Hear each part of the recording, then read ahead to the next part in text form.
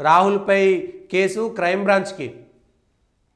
Parliament ప్రాంగణంలో తోపులాటకు సంబంధించినటువంటి దాంట్లో బీజేపీ ఫిర్యాదు మేరకు ఢిల్లీ క్రైమ్ బ్రాంచ్కు బదిలీ చేశారు.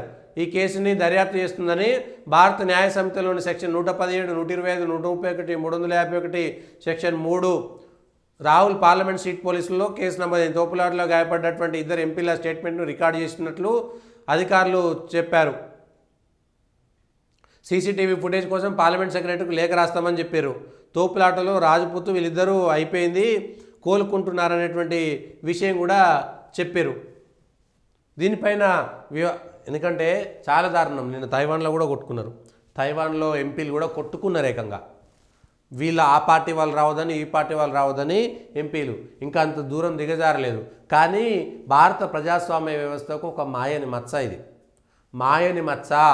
అది కాంగ్రెస్ చేసింది కాబట్టి, ఇంకొకటి కాబట్టి, అంబేద్కర్ పైన ఏదో చేసిరని, అంబేద్కర్ విషయంలో నిజంగా దేశవ్యాప్తంగా కాంగ్రెస్ పార్టీ చెప్పింది. అమిత్ షా మాట్లాడినందుకు అంబేద్కర్ పైన చర్చ వచ్చింది. ఒక వారం రోజుల పాటు చర్చ మొదలుపెట్టాలి.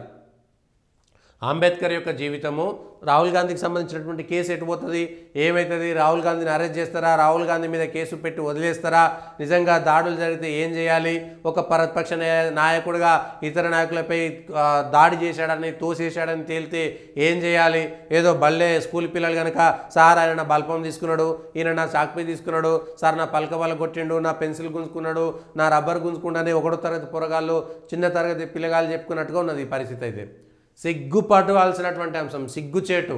అసలు ప్లకార్డులు పట్టుకుపోయేటువంటిదే తీసుకుపోవాలి, అసలు నిషేధించాలి. పార్లమెంట్లో ప్లకార్డులు అనేటువంటిది నిషేధించాలి. చర్చలు చేయడానికే పార్లమెంట్లో ఉన్నది కదా, మాట్లాడడానికే అవకాశం ఉంది కదా, ప్రతి అంశం పైన మాట్లాడవచ్చు, ప్రతి ఒక్కరూ మాట్లాడవచ్చు, ఎన్నికైనటువంటి నిబంధనల ప్రకారం మాట్లాడవచ్చు.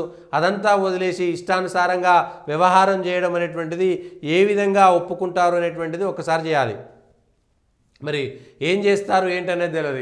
పార్లమెంటు వాయిదా పడ్డది, ఏమైంది, పార్లమెంట్ అట్లనే ఉంది, అసెంబ్లీ అట్లనే ఉంది, జనాలు అయితే నవ్వుకుంటున్నారు.